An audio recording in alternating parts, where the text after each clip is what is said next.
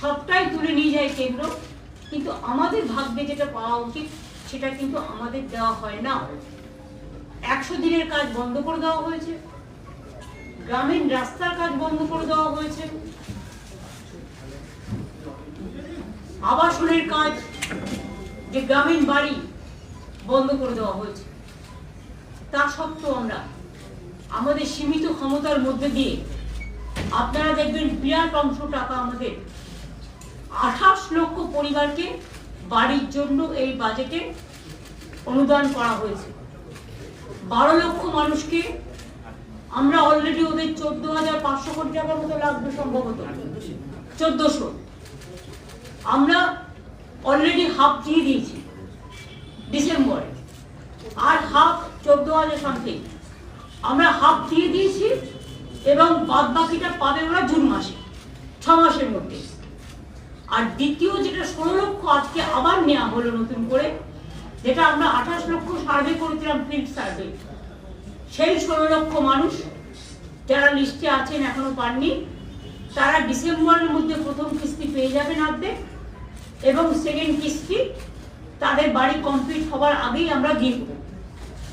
অর্থাৎ আমি মার্চেও দিতে পারি, এপ্রিলেও দিতে পারি, জুন পর্যন্ত আমার টাইম আছে, 6 মাস টাইম আছে। তার মানে মোট 28 লক্ষ। এরপরেও যদি কারো এই লিস্টে থেকে না থাকে, সে চায়, সেক্ষেত্রেও আমরা ফেস বাই ফেস করব। আমরা কাউকেই বঞ্চিত করতে চাই না, কারণ মানুষের মাথার উপরে একটা আশ্রয়, মানুষের জীবনের গভীর শিকড় এবং একটা আস্থানা।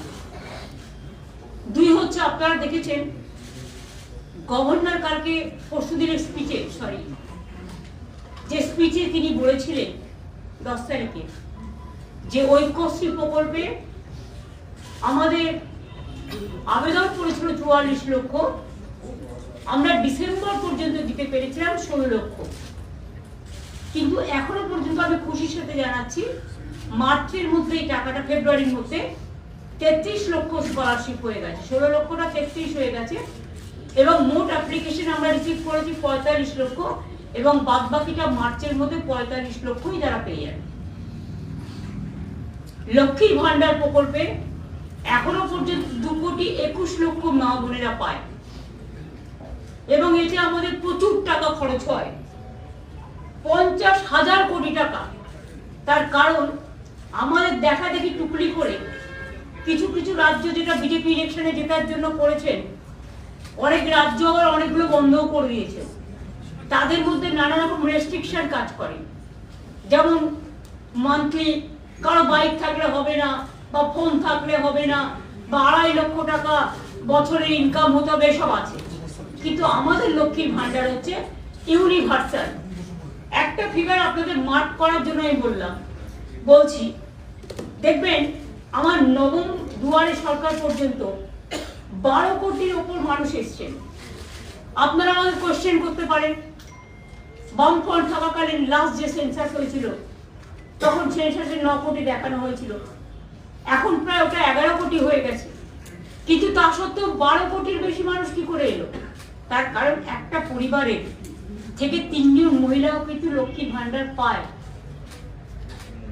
মনে রাখবেন, এটা ইউনিভার্সাল।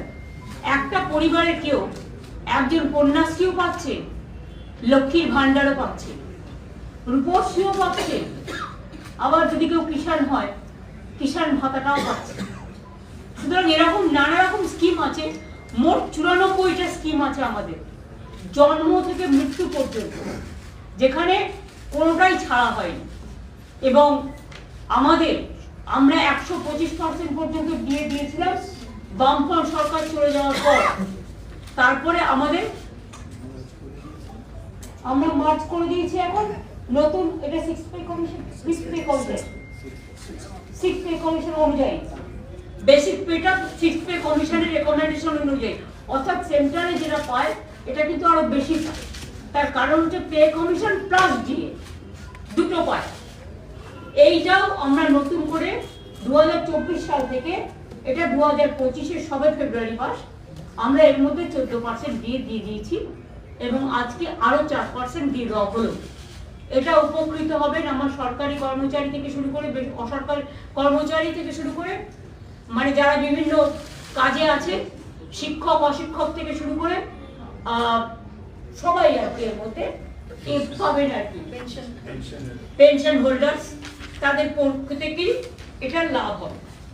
একটা জিনিস আপনারা লক্ষ্য করেছেন, কন্যাশ্রী স্কিমে আমাদের স্কলারশিপ 3টে ফেজে দেওয়া হয়। একটা হচ্ছে স্কুলে, দ্বিতীয় পর্যায়ে হচ্ছে স্কুলে আবার 18 বছরের মধ্যে বিয়ে না করলে আরো 25,000 টাকা পায় এক্সট্রা তার ব্যাংক অ্যাকাউন্টে।